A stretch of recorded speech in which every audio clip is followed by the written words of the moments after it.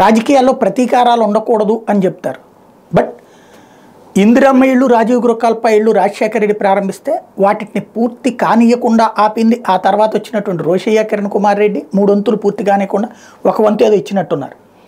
ఎందుకు రాజశేఖర రెడ్డికి పేరు వస్తుందని కాంగ్రెస్ పార్టీ ఆపిచ్చింది వాళ్ళ చేతనే. ఆ తర్వాత వచ్చిన చంద్రబాబు వాటిని శాంతం శిథిల భవనాల కింద మార్చేశారు. అది ప్రతీకారం కాదా?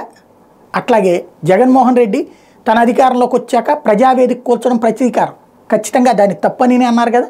అంతకుముందు ఆ ఇళ్లను గురించి కూడా ప్రతీకారం అనాలి కదా, అనలా. అదే చంద్రబాబు నాయుడు కట్టించిన టిట్కో ఇళ్లకి రంగులు మార్చి ఇస్తున్నాడు జగన్మోహన్ రెడ్డి, అది ప్రతీకారం, ఇంతకాలం ఆపారని చెప్పుకొచ్చారు. అది పక్కన పెడదాం. అయితే ప్రతీకార రాజకీయం గురించి ఇట్లాంటివి ఉండకూడదు అని చెప్పినటువంటి రేవంత్ రెడ్డి తన అధికారంలోకి వచ్చాక ముళ్ళ కంచెల్ని కూల్చేశాను, జనానికి అందుబాటులోకి తెచ్చాడు, అది ప్రతీకారం కాదు, ప్రజల ఉద్దేశం, ప్రజల ఉద్ధరణ అన్నారు. మంచిదే, నో డౌట్. తర్వాత సీన్ కట్ చేస్తే ఇప్పుడు మరి ప్రతీకారాలు ప్రారంభించినట్ట. ఫార్ములా ఈ రేస్ కేటీఆర్ టైంలో ఓకే అయినాయి, గతంలో జరిగింది కూడా హైదరాబాద్. చాలా గొప్పగా ఫీల్ అవుతారు, దానికోసం ప్రత్యేక ఛానళ్ళే ఉన్నాయి, స్పోర్ట్స్ ఛానల్లో దాని మీద విపరీతమైనటువంటి కవరేజ్ ఉంటుంది. అట్లాంటి దాన్ని క్రిందసారి అద్భుతంగా సాగింది. హైదరాబాద్ మెట్రో నగరాల సరసన చేరడానికి అద్భుతమైన ఛాన్స్. అట్లాంటి దాన్ని రేవంత్ రెడ్డి ఆపించడం అన్నటువంటిదే ఇక్కడ సంచలనాత్మకమైనటువంటి అంశం. హైదరాబాద్లో ఫార్ములా ఈ కార్ రేసింగ్ పోటీలు రేస్ రౌండ్ 4 రద్దు చేసినట్టు ఫార్ములా ఈ ఆపరేషన్స్ FEO ప్రకటించింది.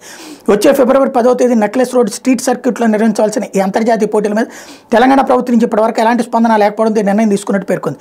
ఫార్ములా ఈ పోటీలపై గత ఏడాది అక్టోబర్ 30వ తేదీన ఏర్పాటు చేసుకున్న ఒప్పందాన్ని ప్రభుత్వం ఉల్లంఘించిందని ఆరోపించింది. ఈ మేరకు తెలంగాణ పురపాలన పట్టాభివృద్ధి విభాగానికి నోటీసులు ఇవ్వబోతున్నట్టు FEO తెలిపింది. తెలంగాణ సర్కార్ వైఖరి తమను తీవ్ర నిరుత్సాహానికి గురి చేసిందని FEO co-founder chief championship officer Albert Longo అన్నారు. తదుపరి పోటీలు హాంకాంగ్లో నిర్వహించనున్నట్టు చెప్పారు. ఫార్ములా ఈ పోటీల వల్ల ఎలాంటి ప్రయోజనం లేదని భావించడం వల్లే ప్రభుత్వం విముఖతతో ఉన్నట్టు తెలిసిందంటూ కవర్ చేసుకొస్తుంది ఈనాడు. కాంగ్రెస్ అధికారంలోకి వచ్చిన తర్వాత ఈ పోటీల నిర్వహణపై ప్రభుత్వోన్నతాధికారులు చర్చించేందుకు నిర్వాహకులు ప్రయత్నించినప్పటికీ ఎలాంటి సానుకూలత వ్యక్తం కాలేదని, ఈ నేపథ్యంలో పోటీలు రద్దు చేసినట్టు సమాచారం.